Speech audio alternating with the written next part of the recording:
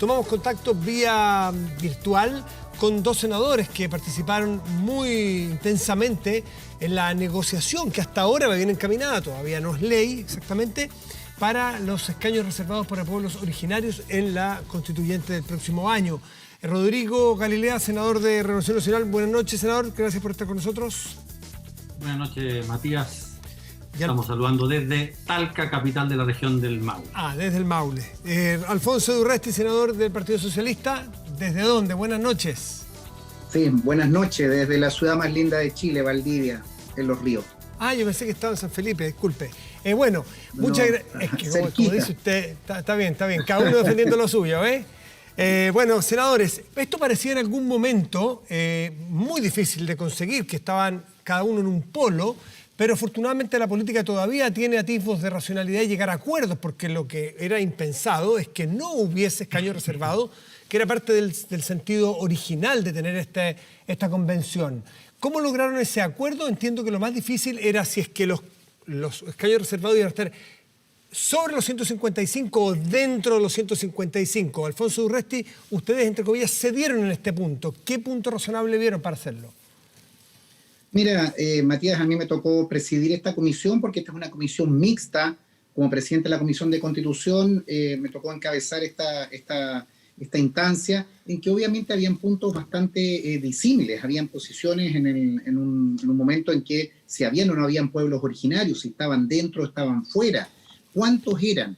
¿Cuál era la forma de elegirlo? ¿Qué pueblos originarios estaban representados? Entonces, yo creo que se fueron acercando posiciones y sobre todo creo que se logró un consenso, una fórmula que el objetivo, la necesidad de contar con los pueblos originarios en la Convención Constitucional es el espíritu principal. Y de ahí se fue estableciendo una serie de criterios de establecer que estuvieran dentro de los 155, que tuvieran una distribución territorial, en que todos los pueblos originarios tuvieran representantes, los 10 pueblos reconocidos por ley, más los afrodescendientes. Senador Urresti, sí, podemos entrar luego en la técnica, pero básicamente eso que parecía el punto difícil y uno desde afuera decía, mira, que aquí puede chocar los dos trenes.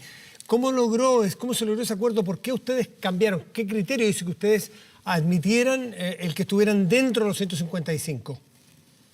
Porque creo que acá es importante, en primer lugar, los pueblos originarios nos señalaban que ellos lo que les interesaba no es si estaban dentro o estaban fuera, es estar. Ya. Y aquí también tiene que haber una cesión desde el punto de vista político, porque el tener una convención constitucional con los pueblos originarios en este proceso es fundamental. Ese es el principio. Nos decían muchas veces los pueblos originarios, la agrupación de alcaldes mapuche, las distintas entidades, nos decían, mira, a nosotros nos interesa si es adentro o afuera, lo que queremos es tener representación en la proporción que nos corresponde. Y yo creo que en eso tienen razón. Ahí hay un punto que nosotros cedimos porque lo importante es que estén incluidos, y ahí claramente teníamos un punto de diferencia con el gobierno, con Chile Vamos, y nosotros cedimos lo que correspondía porque creo que el principio fundamental de que estén incluidos, que por primera vez en la historia se incorpore a los pueblos originarios, valía más que si estaban dentro o estaban fuera. Senador Galilea, ¿y ustedes qué cedieron de lo que tenían preconcebido como idea de negociación? A ver, hay que recordar, tal como lo decía Alfonso, de que este era un tema complejo en muchos aspectos, no solo el 155, porque es primera vez que hacíamos esto en la historia de Chile. Por lo tanto, para empezar, si estaban fuera o dentro de los 155, para nosotros siempre fue una idea matriz que estuviera dentro de los 155, porque era lo que se había pactado en noviembre del año pasado, era lo que la ciudadanía había ratificado en el plebiscito, en fin, nos parecía lo más razonable y apropiado para estos efectos. En segundo lugar, estaba el problema ¿de dónde sacamos los escaños? Porque si van a ver 10, 15, 20, ¿de qué distritos electorales vamos a sacar los escaños? Después había un tema que era sumamente complejo, que era quiénes podían votar dentro de este distrito indígena. Había todo un tema de autoidentificación o no de autoidentificación, qué es lo que dice la ley, qué es lo que dicen los tratados internacionales, en fin. También hay un tema de proporcionalidad entre el voto de los pueblos originarios con el resto de los chilenos que no provienen de pueblos originarios, y asimismo también de proporcionalidad dentro de los propios pueblos originarios. Estaban otros dos temas, que era, ¿y quién patrocina estas candidaturas? tienen que tener un domicilio o no tener un domicilio dentro de algún lugar determinado, y finalmente cómo resolvíamos el tema de la paridad de género en condiciones que no son las mismas de nuestras elecciones normales. ¿Por qué? Porque acá son puras candidaturas uninominales y además en muchas partes son distritos que eligen a solo una persona. Por lo tanto, teníamos que resolver todos esos aspectos, todos muy complejos, en cuestiones que finalmente todos fuimos cediendo parte y parte en conversaciones que fueron eternas de larga, tras noches largos, pero finalmente llegamos a una cosa que me parece a mí bien sensata. Lo que falta saber es qué pasa con los afrodescendientes. Entiendo que ese sería un cupo 18. Me imagino que dentro de los 155, eso estará zanjado, supongo.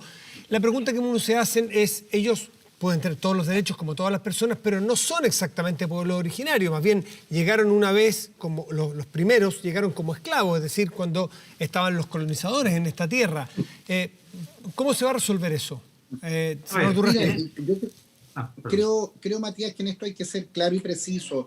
El país tiene que mirarse internamente, y el país tiene que respetar lo que ha reconocido por ley.